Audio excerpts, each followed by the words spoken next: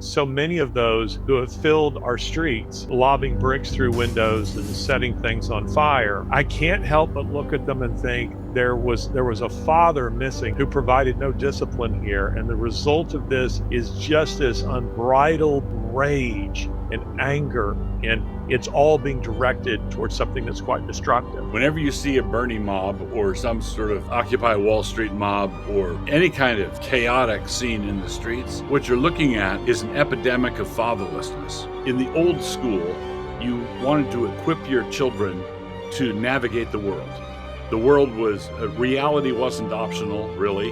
The world was stubborn, unyielding, unbending, and you wanted to equip your children, prepare your children to adapt to that, to deal with the world as it was. Now we are living in a time where everybody's demanding that the world adapt to the feelings of every individual.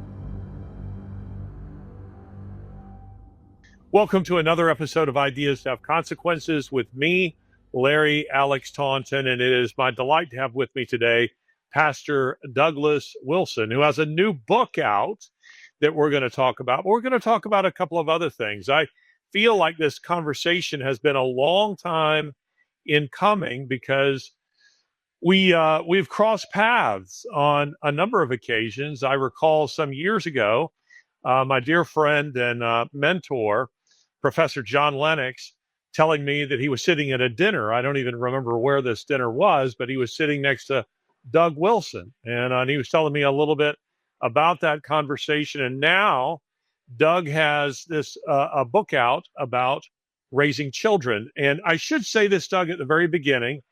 I am, as I mentioned, I'm currently abroad, and only yesterday did your team send me a PDF version of it, or rather, I should say, a Kindle version of the book. And I've spent the day reading as much of it as I can. And just as I would expect from you, it is theologically very sound, very thoughtful.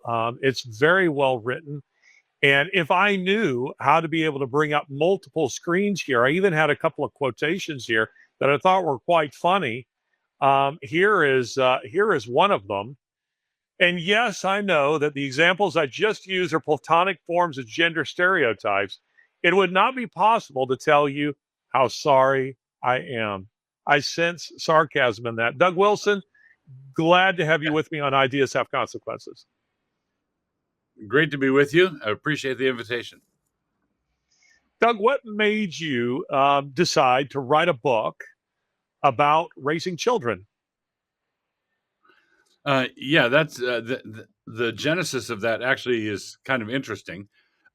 I've written a bunch of family books like 20 years ago, marriage and courtship and child rearing and all of that.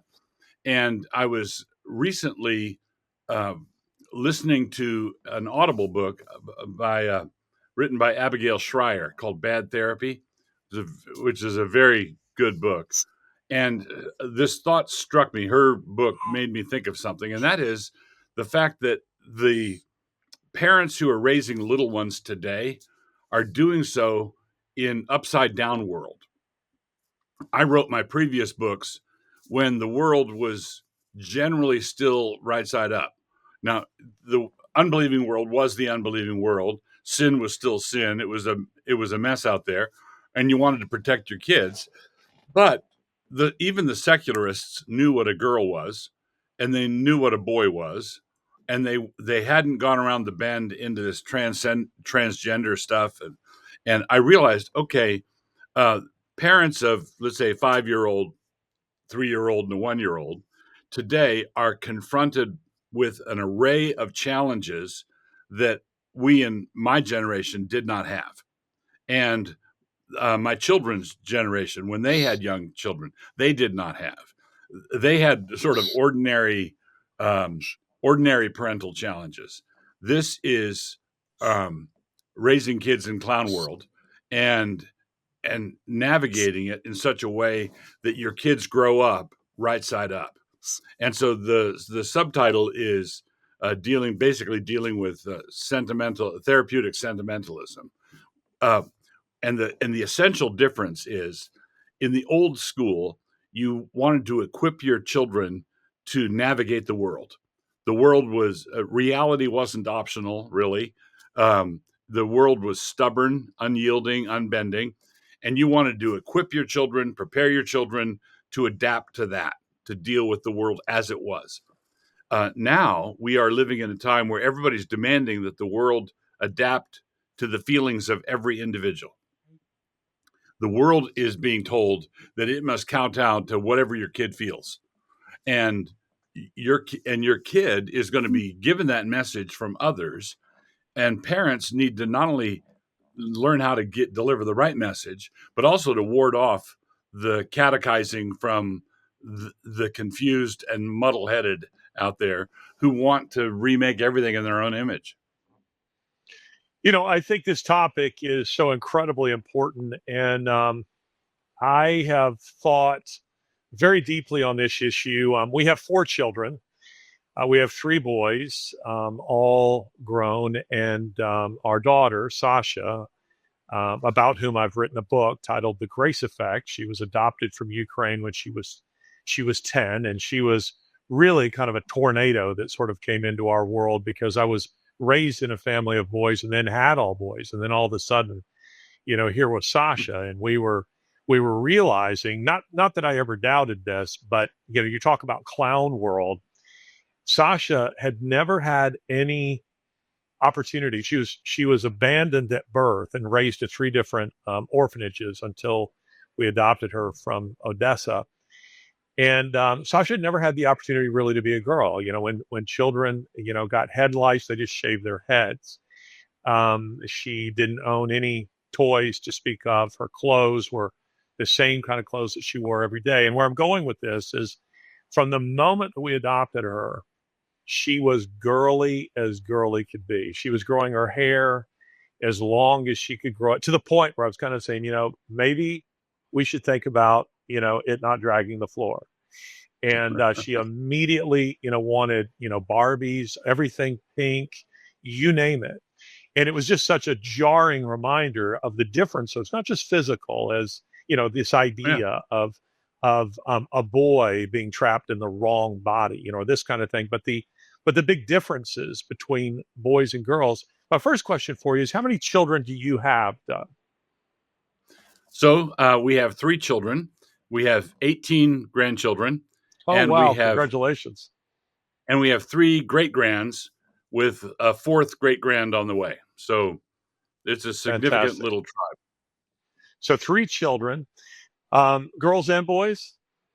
Yeah, well, 1 boy, 2 girls, and 18 grands. I think it's 10 girls, 8 boys, and then among the um, great grands, 1 girl, 2 boys. What's and where I was going with what I was saying about Sasha versus our boys is, there is a difference in the way you parent boys and girls. What are some immediate thoughts that you have when it comes to that? Yeah, my immediate thought is this: men and women run on different kinds of fuel, and that means that boys and girls do also. And you need to prepare and equip not you need to prepare and equip your sons and daughters to function like grown-up men and women, and you also have to equip them to know how to understand and deal with the opposite sex. You learn how to navigate life with your wife by practicing on your sister and your mom. You have to work through all of these things, and the different fuel, like men run on diesel and women run on regular. And the diesel that men run on is respect, and the fuel that women run on is love, belonging. And this is Security. why security. In the New Testament, men are told to love their wives as Christ loved the church and gave himself for her. The command that's given to men is to make sure your wife's tank is filled with this kind of fuel. Love your wives as Christ loved the church. Wives are never commanded to love their husbands. It's it's allowed. It's okay. It's not a sin. There's one verse in Titus that says the older women should teach the younger women to be husband lovers, but the word there is phileo, which is like a warm affection. It's a compound word, and I would render it as to teach the younger women to be into husbands and into kids, to be domestic. Um, but the thing that women are commanded to do is respect their husbands, honor their husbands. And that's because men run on respect, men run on honor, women run on love and acceptance. And the way you deal with boys and girls is you teach them that that's what we're doing here, right? You Dad pours on all kinds of affection on his daughters, and this I'm talking about a matter of emphasis. I'm not. It's not like you're never affectionate with your son, and it's not like you don't respect your daughters. But it has to do with which way you lean. What's your emphasis? When your daughter's growing up in your home, Dad should be ladling affection over her head like with a snow shovel. It's hug her when she goes by, affirm her, just thank her for different things. That's what you do. With boys, you deal with abilities and achievements.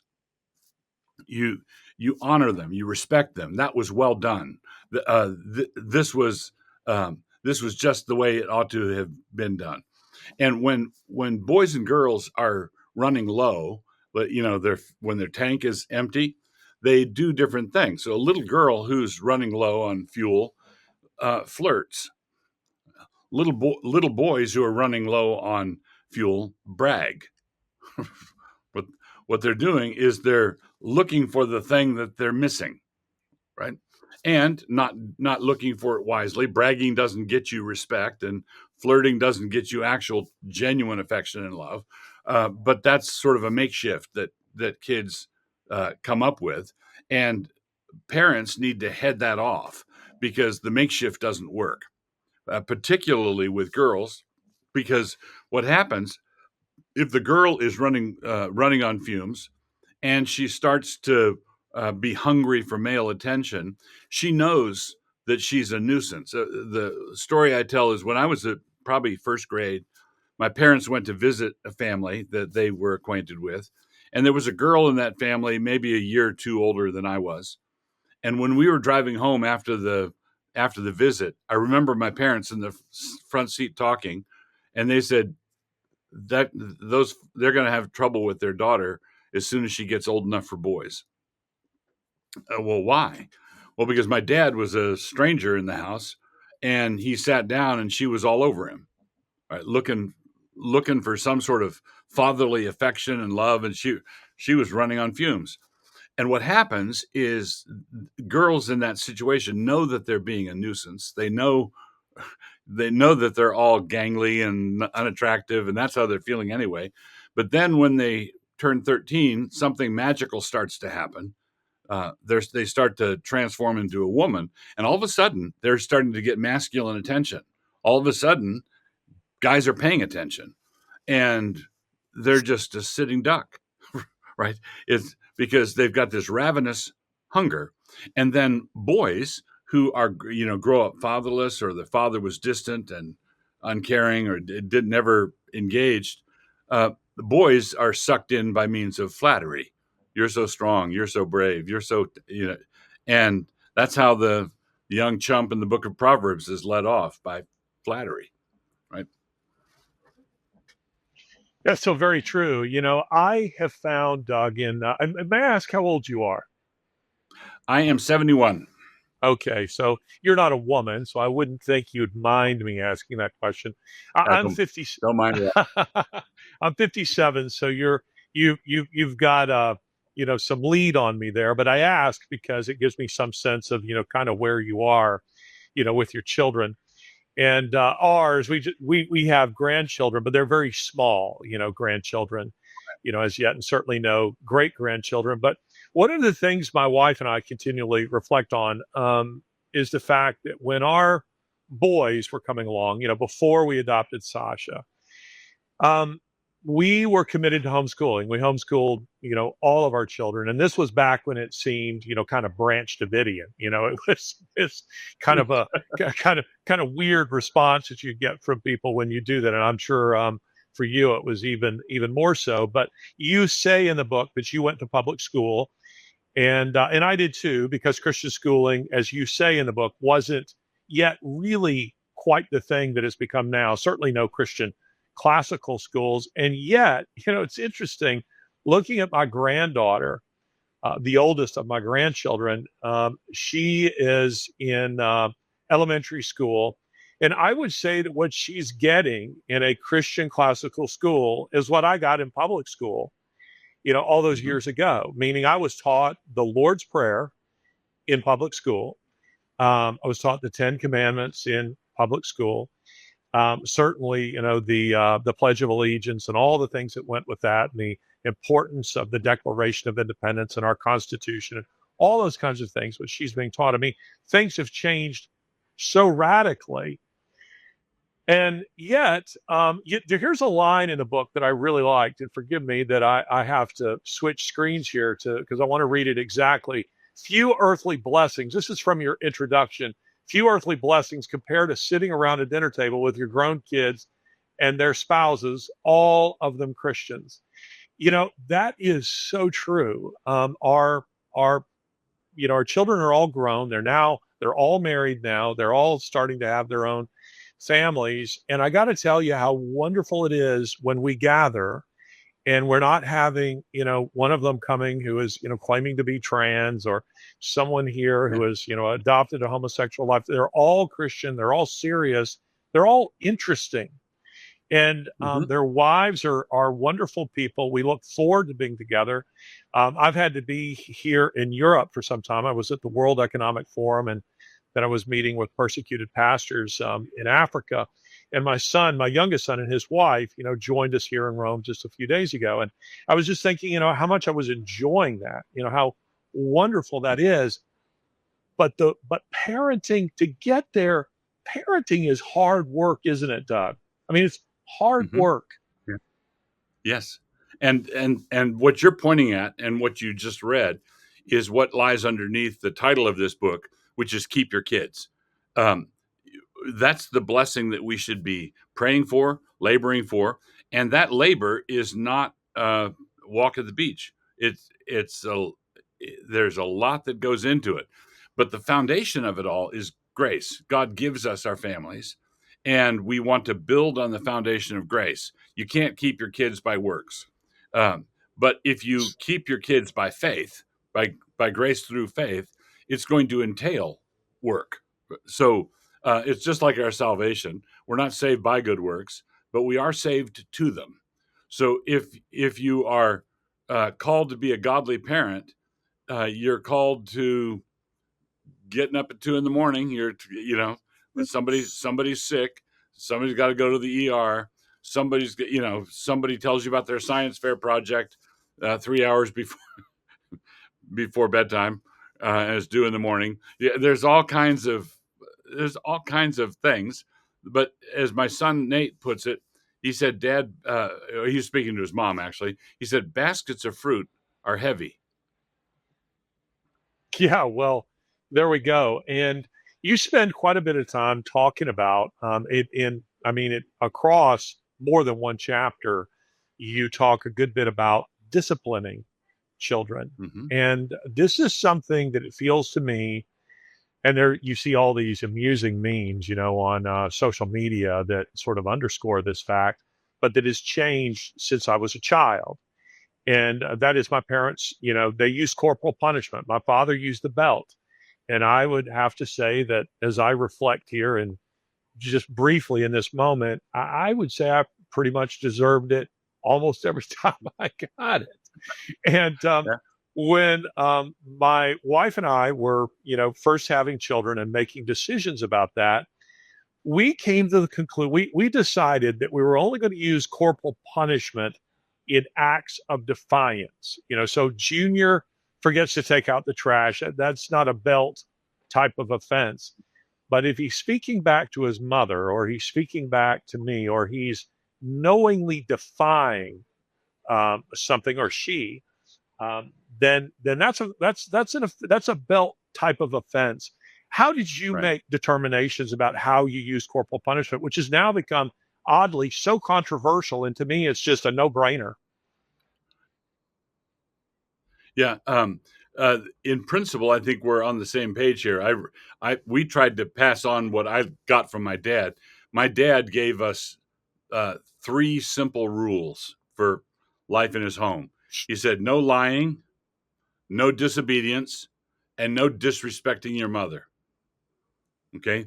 Um, Lying, disobedience, or disrespect were the things that you would get into trouble. You'd get disciplined for. Not It would not be for spilling the milk at the dinner table. You know, carelessness or clumsiness or a certain measure of forgetfulness. There comes a point where forgetfulness becomes disobedience. But God remembers our frame. He realizes that we're dust, and you have to realize that you're dealing with a 3-year-old or a second grader. And so we wanted to reserve corporal punishment for big ticket items. Yes.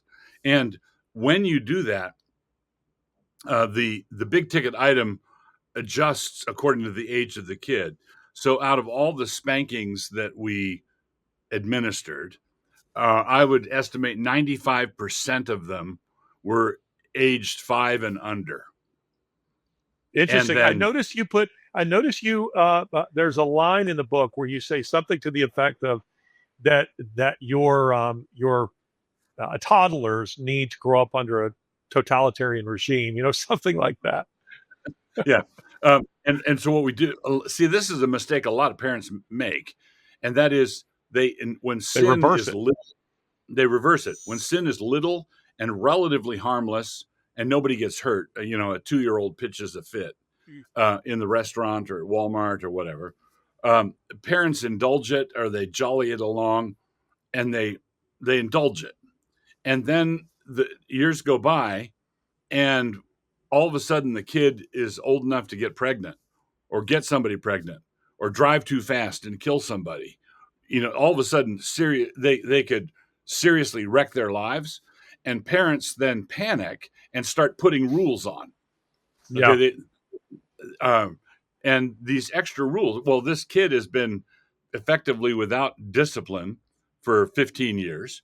How's he going to take to this new regime of rules? Well, not very well at all. You want to establish your authority when the child is 3 years old, and so that's the whole idea of the totalitarian regime. We were very strict parents when the kids were little, but then as the kids grew, what we did is we lifted rules. We removed rules, because when your son is 18 and joins the Navy, and he's in the Philippines now, the house rules are nothing, right? There are no house rules. So you want him to have internalized the rules by that point. And the way you do it is by being very strict and methodical and consistent when the children are little. And then as they grow, you teach and discuss and have conversations with them and remove the rules. Because as I never tire of saying, that a parent's job is not to get their kids to conform to the standard. The job of the parent is to get the kids to love the standard. That's what you're after. And I love that. if they love the standard, it's internalized. All right. And so that requires some kind of practice. So, for example, we were when our kids went to Logos school, classical Christian school. Their friends were Christians. They had good family. The families that they were friends with, they were good, solid families. But our standards for entertainment were stricter than others. And so they go to a birthday party, and they're going to have a movie at the birthday party, and okay, what movie is it? That sort of thing. So we monitored that sort of thing. But when my oldest daughter was 16, I said, honey, you've been great. When the kids want you to go to see a movie, you can make your own decision. You don't have to clear it with us. And oh, like, really, you know, and that was an astonishment to her friends who at that time were getting extra rules layered on. Oh no, my parents would kill me if I would go see that movie. And Becca was able to say, well, I could go if I wanted, but I don't want to. Um, and that's the thing you're after. You want the standard embraced and internalized. The book we're discussing here, I'm talking with Pastor Doug Wilson. Keep Your Kids: How to Raise Strong Kids in an Age of Therapeutic Sentimentalism. In case there's any confusion here, Doug is not a therapeutic sentimentalist. So, Doug, I'll tell you a story here that I think will illustrate the point you're making and draw out maybe some other things of interest here. Some years ago, in another life, I taught history, some philosophy, literature in an elite preparatory school, kind of a Phillips Exeter sort of institution. All our kids are, heading off to the Ivy League, and needing a little bit more money for my family. When I was asked by the headmaster to be the dean of students, I was like, yes, I'll do that because I'll get some, administrative funds there. And it was eye-opening for me because, being the dean of students in a preparatory school is like being the angel of death. You're responsible for discipline, for all these children.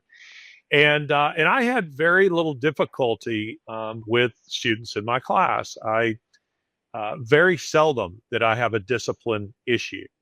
I knew how to control a class, how to manage a class. And one of the ways that I did that was just simply what I did with my own children. I kept my rules to a minimum.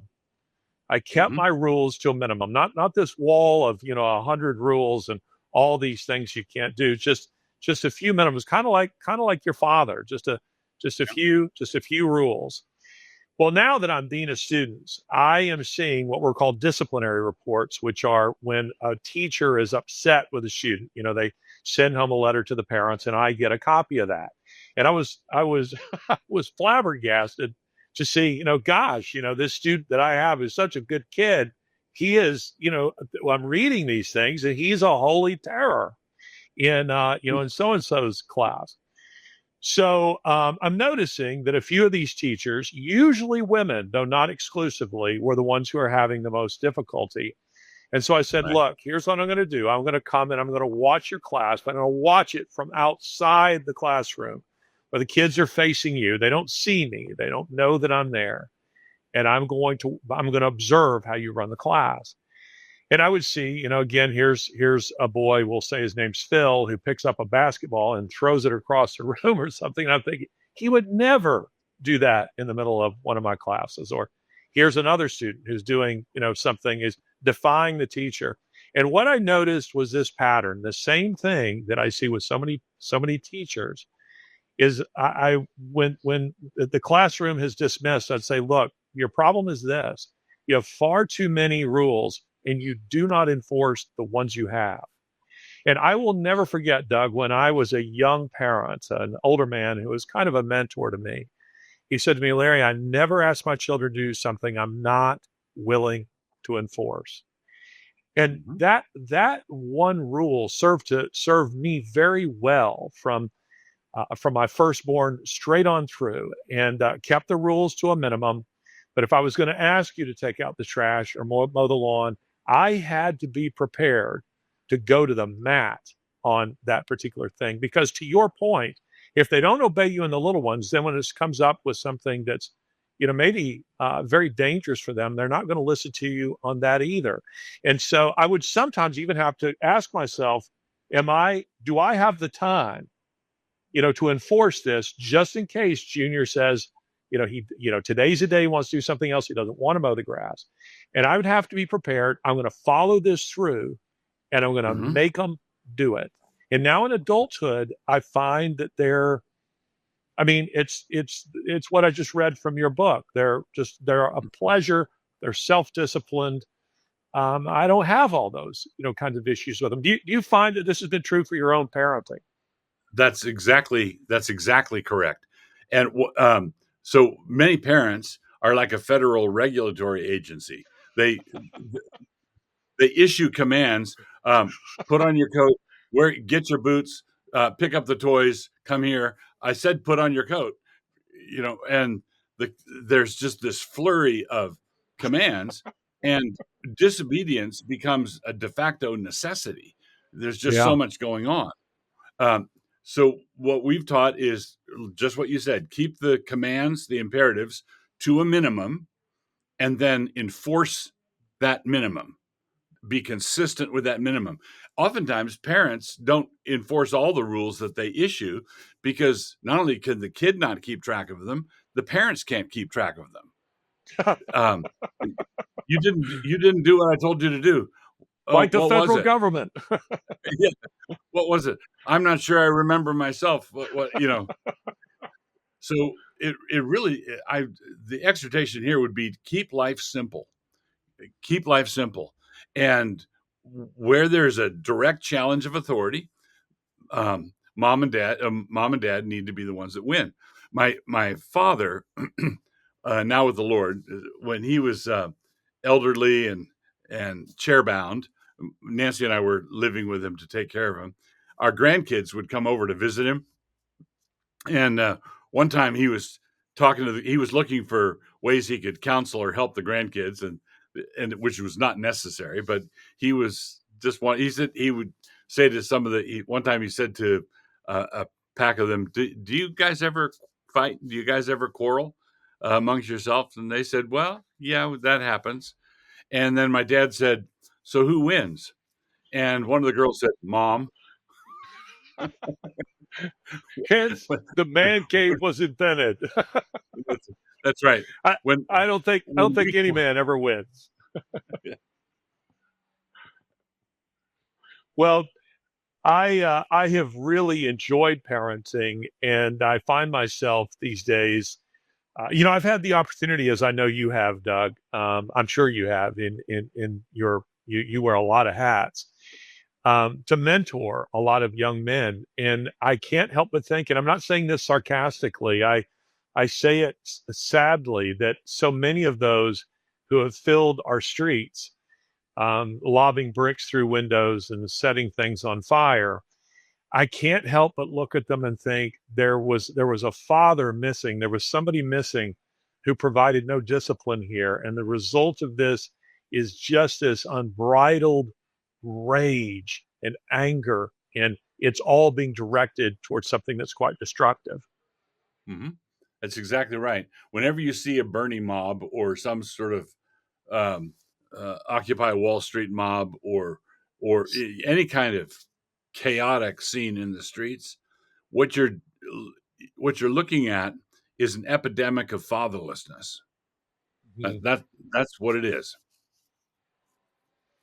Yeah, and you're quite unapologetic in your support for, dare I use the term, the patriarchy in Yeah, this particular book. You talk about the importance of a patriarch, the importance of a father, of a strong father who leads. right. And one of the things that has happened in the soft evangelical world, um, the uh, it reminds me of that Paul Simon line, "Soft in the middle, and my life is so hard." Um, we make things hard for ourselves by being soft, and uh, and the mantra among many evangelical beta leaders is that men are to be servant leaders. Okay. Now, I I accept that as a doctrine. The Lord Jesus washed the feet of the disciples. The Lord Jesus said, if you want to become great in the kingdom, you've got to become the servant of all. So I'm not trying to deny that, but it's really important to understand that a servant is someone who does what he's told. Okay. And fathers, husbands need to serve by leading instead of leading by serving. What what the soft evangelical left wants us to do is to find out what mama wants, find out what everybody wants, and then the husband or the dad is supposed to then go do it. And that's called servant leadership, but it's not servant leadership. You're trying to lead by serving. What you need to do is give the people what they actually need, which is a strong center, uh, uh, a binding agent for the family, and you serve them, you love them by leading, and you don't lead according to your own lusts or opinions. You lead in accordance with the Word of God, and you lead them in and the only thing that can lead in a situation like that is a man who is strong. Yeah, I agree with that wholeheartedly. And I also think, in our own parenting, something that I realized early on, and this probably was born out of the fact that I'd been a youth pastor. Um, I had noticed, and that isn't always helpful to you as a parent, but I did find it particularly useful in this respect. I felt like that observing the youth culture, which really is a kind of a manifestation of about the last 100 years, it's sort of with the rise of the automobile, with the Industrial Revolution that led to quote unquote youth culture. Because, up to 1920, America was mostly rural. Most of the American population lived on farms. And I love what Steve Jobs had to say about socialization. Someone asked him about had asked him about homeschooling and was it socialization an issue? And he said, I don't know. I mean, Abraham Lincoln, was homeschooled and he turned out kind of interesting. but but I realized early on how important it was that our children have responsibilities. And because the attitude seemed to be, and for me, I thought this was also reflected in the church. The children got to sit by, kind of like those people who are judging divers, and they're just consumers who, hold up the placard, judging, a sermon or, the youth group or, this or that that was going on. They're just consumers, and they were expected to be consumers. Um, and it was just becoming extended adolescence. It wasn't just through high school.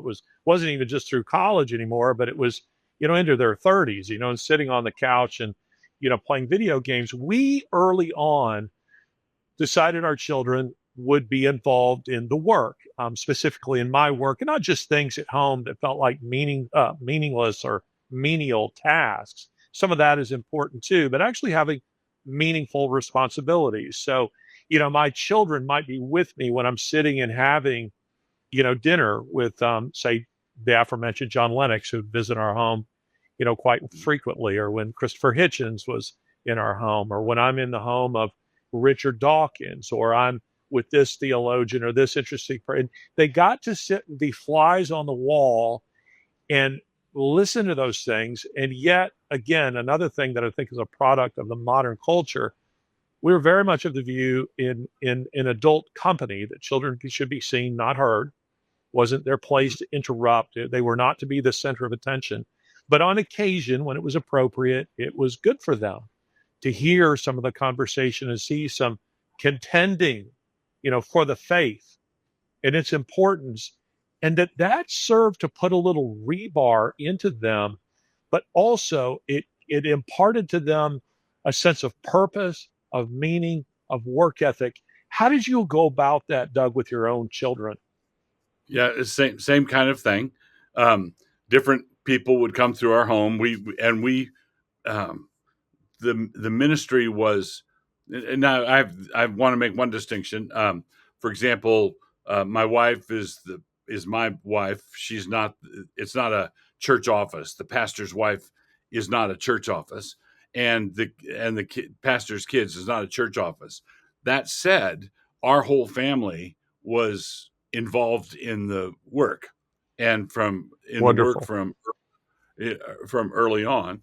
And there were things that I wanted to do when we started the magazine Credenda Agenda. Um, we would publish it and assemble it, prepare it for mailing, put the mailing labels on. That's what my kids did. I'd pay them with pizza or donuts, or I'd pay them with something, and and the same thing. My dad ran Christian bookstores when I was a kid growing up, and I remember going in one year and conducting inventory for his bookstore, and then he would pay us with books. So that's where maybe my problem started with books. I could see it Um, behind you. yeah, and that's just a fraction, right? So yes, so very much the the family was the family was involved. The family was involved in the hospitality we showed, the people who came over, um, and whether they were believers or unbelievers, um, it was all hands on deck, very much so.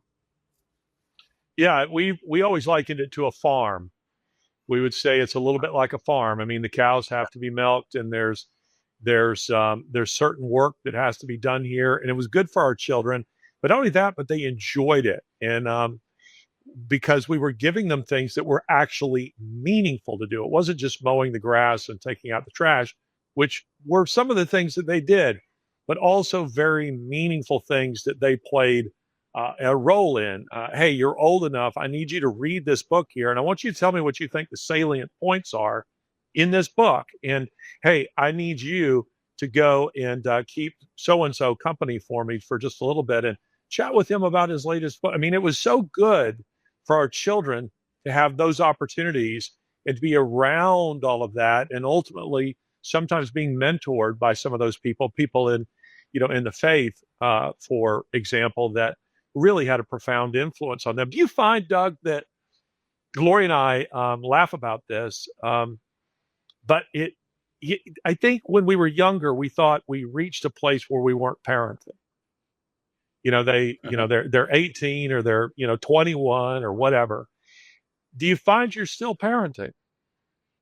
I mean, the Yeah, role changes, but yeah, are you still parenting? yeah. The role changes, and at every stage, everyone is at a place where they've never been before. So, right, you've never been a grandparent, or you've never been a great grandparent. As my wife puts it, and I think this is an apt illustration, each generation we move up higher in the bleachers. So the kids should interact directly, mostly, with their own parents. But Proverbs talks about uh, uh, being directed by the law of your father and the law of your mother, but also Yeah. by the grandparents are to instruct their children's children. That's uh,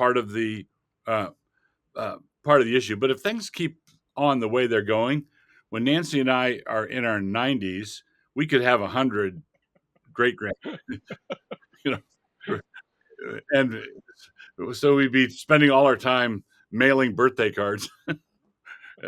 uh, and we're already at the point where we have a Sabbath dinner every Saturday night, and the whole family gathers. We all live here in Moscow, and the whole family gathers, and it's pretty much every other week there's a birthday, and it's just sort of a standard thing. So yes, very much. So I've never, when we were first grandparents, we'd never been that before.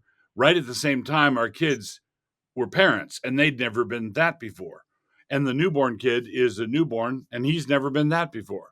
Right. So everybody is always moving into new territory. And so you have to adjust being a parent of a toddler and the parent of a teen and the parent of a child who has a teen. They're all very different roles. And you if you try to grandparent the way you parented, that means you're the officious grandparent who tries to treat the kids, you undercut the parents, they're visiting, and you start giving the kids directives and commandments. No, no, no, that's not. You had your chance with the kids, and if there is something significant that you really think that your kids ought to know about their parenting, um, for most of it, parenting is keeping your mouth shut. It's then answering questions when your kids ask for advice, and then if it's significantly a serious thing, you go to the dad and say, "Do you mind if we give you some input about some things we've seen?" And if he says yes, then you give it. If he says no, then you don't. Right? Well, I think it's fun. It's been enjoyable to watch my children parent. Yeah. And I have enjoyed the role. I know it's a little cliche, but cliches exist for a reason. Very recently, here we are having, I think it was Christmas dinner, and I decided to give my eldest granddaughter, she's going on vacation, I decided to give her a little bit of spending money. And so I get up from the head of the table, and I go down and I give her, I don't know, a $20 bill, I think, and I said, this is for your vacation. And her dad says, and he's very almost OCD. He's an attorney, and he's an attorney for a reason, because he's very, and she in some ways is a little reflection of him, which is pretty funny. But he said she'll save that, and I said, no, she won't. I said, I'm giving her this $20 to spend, and I said, and sweetheart, I want you to spend that on the most sugary things you can find and eat them, preferably just before bedtime. I mean, it's fun being a grandparent. That's right. That's what grandparents do. When our kids were dropped off at Nancy's folks' house, for a day or so, and then it would take us 3 days to get everything back in shape again. That's But that's so that's the grandparents' role. well, and I think that as you just pointed out, I mean, the role really does change, and I like the way you put it, get higher in the bleachers, as we go. And you're talking about, the how big, your family's become. I think you're quite reformed in your theology, as I recall. And the joke is that Presbyterians are just misplaced Catholics, when it comes to these issues. But the family size has just in my own lifetime, I've just watched it shrink to a point that it's quite startling, that I'm seeing Christian parents having very few children, one, maybe two. It seems a little odd, and people even make comments if it's three or four. And I think it's because they've bought into the lie that you wait, until you're well into your 30s. And what's your response to that? Yeah, that's a great question, and it's a big, big issue. If you were to come to one of our church services, and after the service, when in the fellowship time, if you were to kneel down on one knee and look across the room, there's a whole second population down there, and you would conclude from your glance down there that, boy, this church must have a law or rule about birth control, which we don't. We believe that children are a blessing. We have the Bible teaches on children. The Bible doesn't teach on this or that method of birth control, but it is very emphatic on children. And at our recent elders, we have an annual vision retreat for our elders. And one of the things we were reminded of is that we just recently did a demographic study of our congregation. And we have hundreds of people in our community. And we were reminded of the fact that about 35% were age 14 and under. Okay. So it's a genuine up and coming population that, Wonderful. in 15 years, they're going to be running the town. They're going to be having, and it's not, and that those years are not that far off. That goes by very, very quickly. So we have been greatly blessed with the average number of kids in our congregation is probably between 4 and 7 of the number of kids that families have, and that's just everybody just takes it in stride. Yeah, that's really wonderful. These days, you're seeing marriage pushed off.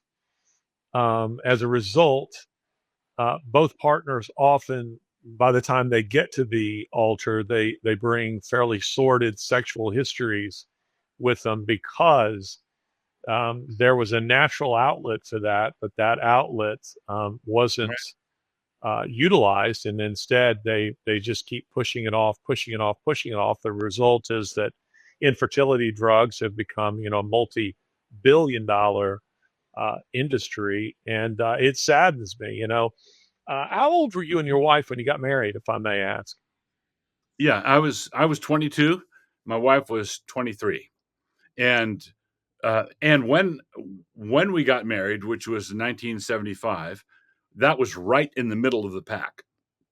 We were just We were just doing Nancy had recently graduated from college, and I had just gotten out of the Navy and was starting college, but we were right in that age cohort.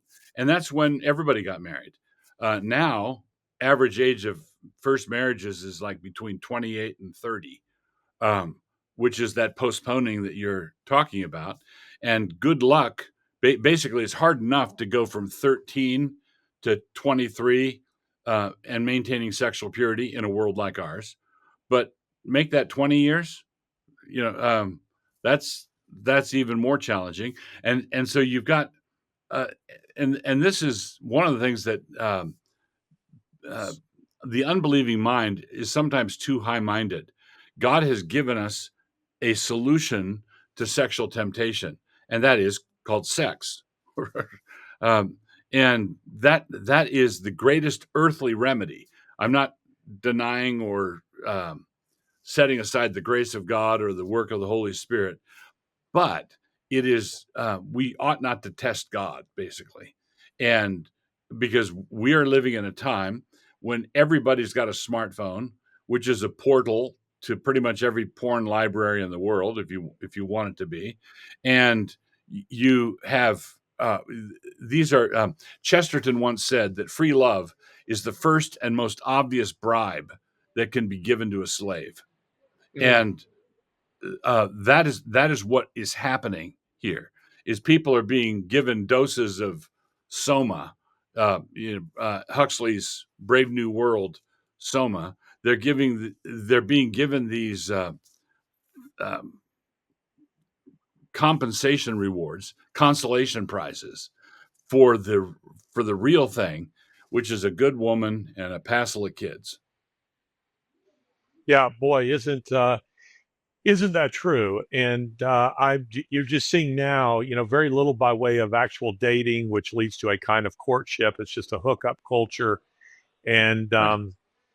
the kids are really not interacting with one another the way they once did pre-technology.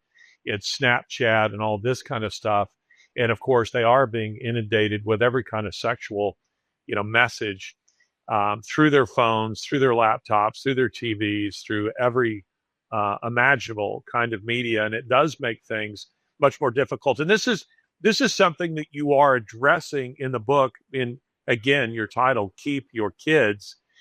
Um, it's it's a much more challenging world to raise children in, and Mhm. fighting that. And as you said at the very beginning of this conversation, it's become an upside down world. There were guardrails in the culture when we were coming along, and also when we began parenting, that are just simply not there anymore. And there are pressures Right. that are being placed on the family that weren't there anymore. I was very encouraged to hear J.D. Vance say, and I wish I knew what the context of this interview was. I just saw the clip on social media, but he was talking about the importance of the family, and that they were going to really try to bring about legislation that served to buttress the family, that served to reinforce the importance of the American family unit. I was thrilled to hear that, because we've been seeing nothing but successive governments that have been hostile um, to the American family and to the American people in general. Right. You get more of what you subsidize and less of what you penalize. And our tax policies, our the propaganda arm of the government has been hostile to family formation, just hostile to it, and it needs to be friendly to it. It needs to be in a non-adversarial position.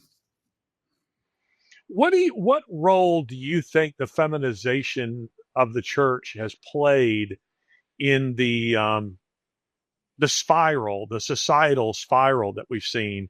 Has that been a cause, or has that just simply been an effect? I would say it's a major subcause. Okay, a major subcause. I would say that the culprit is egalitarianism, of which feminism is a significant subset. Um, so, like the fellow said, beware of all isms except for prisms. Um, you have egalitarianism, You have feminism, you have transgenderism, you have socialism. So, and it's all envy. Socialism is envy in the economic sphere.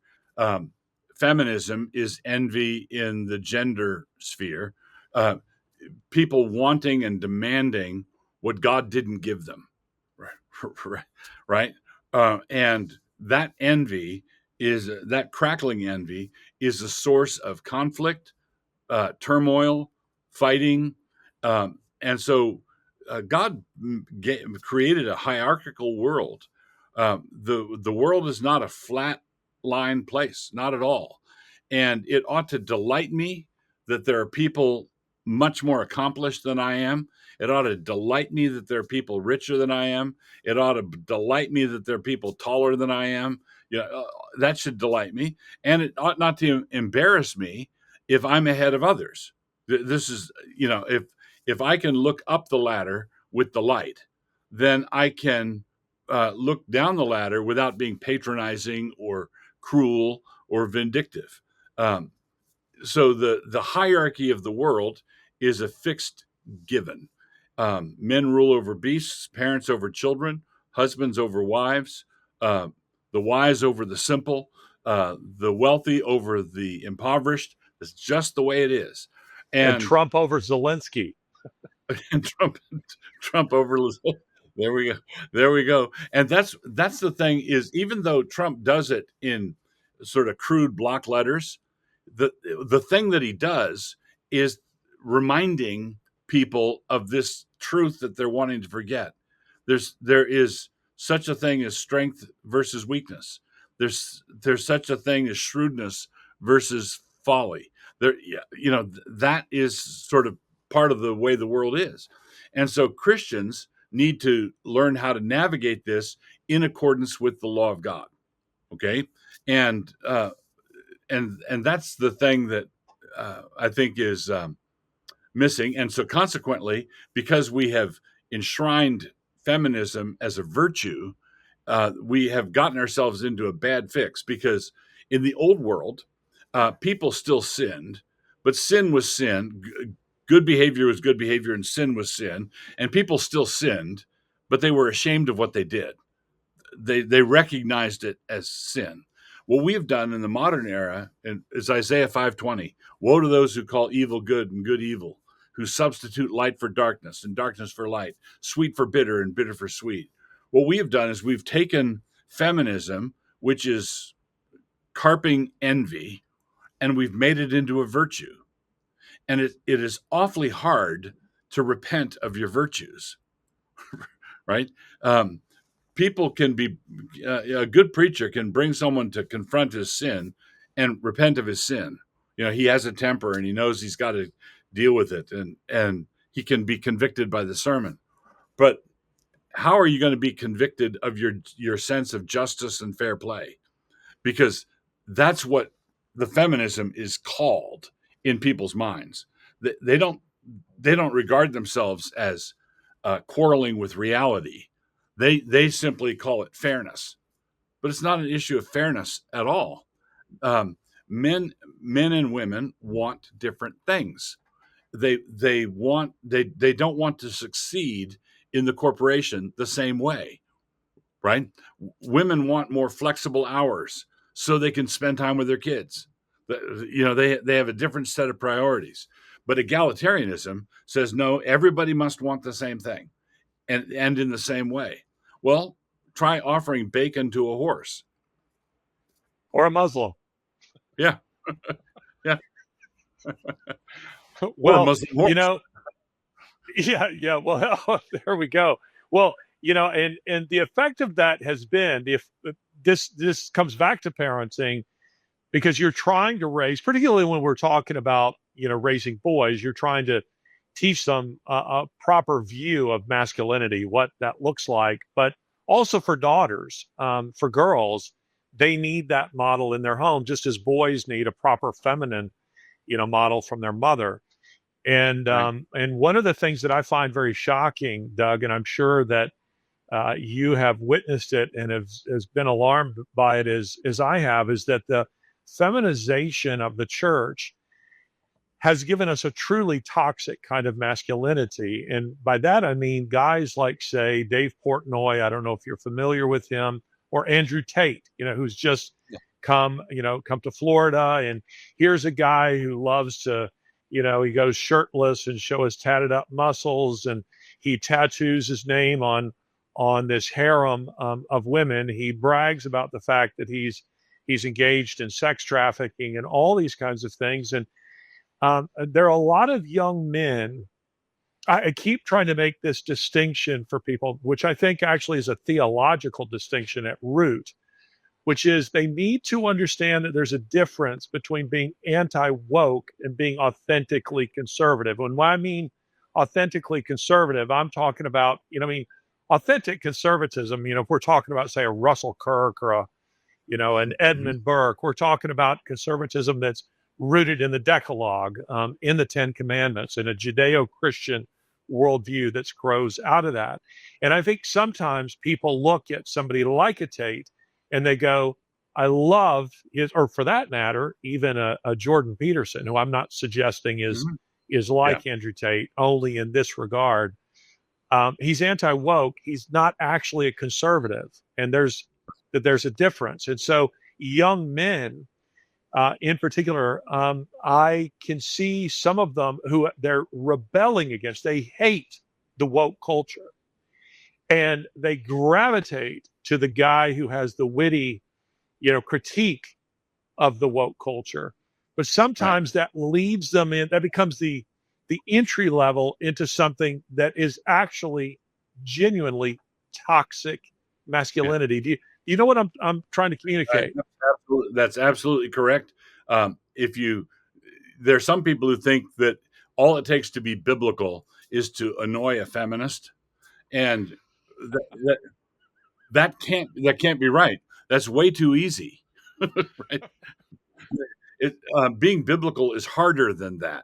It's really easy to annoy a feminist. How many feminists does it take to change a light bulb? That's not funny. That's the So if you settle for anti-woke is it, then that's going to lead you to some dark places, because there are dark places that are anti-woke. What we want to do is be principled Christian conservatives. Exactly, which just means that we accept what the Bible itself says. We accept its claims. And as a result, you've got so many young men who are rushing off to follow these gurus who often, as I say, the devil is literally, in the details. You might agree with, 85% of what, say, Jordan Peterson says, but it's in that remaining bit where you're going, whoa, whoa, whoa. Christianity and Islam are not the same, and they don't worship the same God. That's not true. And some other things that I find young men going towards, and hence our need for real positive masculine role models. But here's something else that I've picked up on, and I think you deal a lot with young men, and I'm just curious if you've observed this change. I would find that years ago when I would speak on, and not that long ago, let's say 15, 20 years ago, speak on a college campus, and let's say a secular campus, or even say a Christian college that really wasn't a Christian college, that young men would line up at the mics ready to take you on, but they at least would have an argument. Maybe it wasn't a good argument, but they were prepared to make an argument. These days, they just want to shut you down, and their response to masculinity, somebody who's actually speaking to them, I hope, in a winsome way, truthfully and gently, but not pulling punches, is to say that bruised me. What you said, I will never forget speaking, Doug, 2 years ago. I was speaking on a college campus, a prominent Christian college campus, to students in the apologetics program. And when I left, their professor sent me an email telling me that he had to counsel his students because I had bruised them. And do you know what I had said to them? I had dared bring up the topic of abortion. I had dared Okay. to bring up the topic of abortion. And he didn't want me talking on that topic, told me the lecture was over the moment that I brought up the issue of abortion. And I'd only brought it up, interestingly enough, because he had asked me at the last second to talk on a topic other than what I'd planned to talk on. And that Yeah. was, I just finished one of my books. And the end of it, I'm talking about the significance of the Declaration of Independence and the line, we hold these truths to be self-evident, that all men are created equal and are endowed by their creator with certain unalienable rights. And I was like, well, okay, I hadn't really planned to talk about that, but yeah, sure, I'll be happy to talk about that. So I went into his class, Doug, and I started quoting that.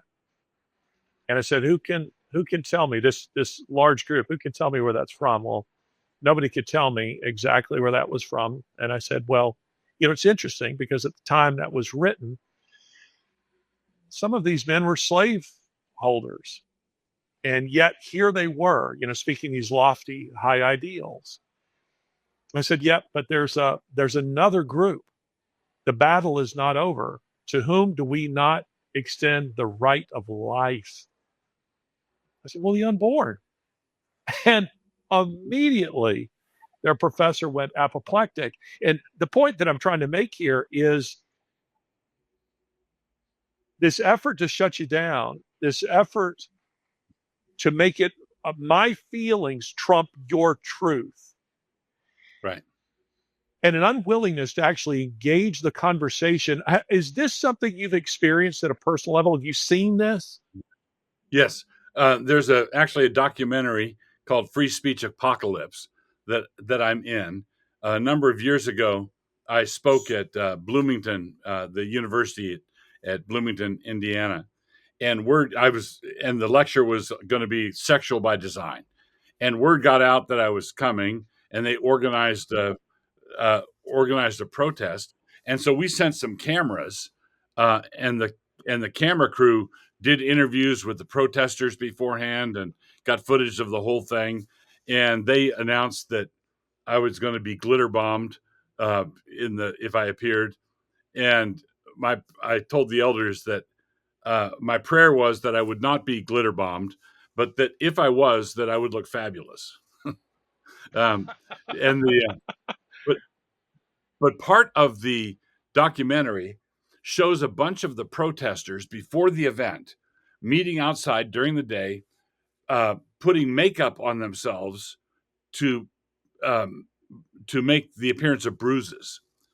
So they were putting false bruises all over themselves, which were going to be caused by my hurtful words that I had not yet said. Oh, Okay, wow. and uh, so they either go with the "shut up," they explained approach, or they say you shouldn't have said that because of how it hurt me. So, and that's not an argument.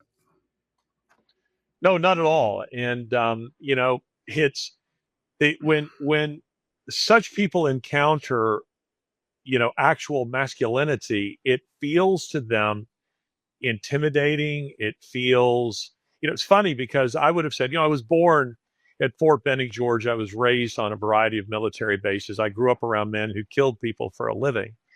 That was my world, and yet they probably would have said, because I'm just a kid, I was a little soft.